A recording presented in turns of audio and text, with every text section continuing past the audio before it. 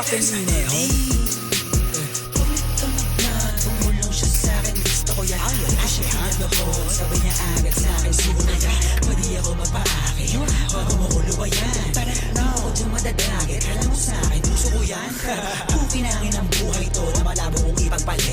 Mananatili pa din na mababa kahit nalulula na sa pinanay. Ano man sa'kin ang itinadana, yun ang kailangan ko na maitawid. Sana makatama sa mga kababata kaaway, lalo na mga kapatid. Kasi feel mapalasan yung vibe. Kita ang kita ng hindi pang karaniwan. Feel mapalasan yung lean. Fucking email.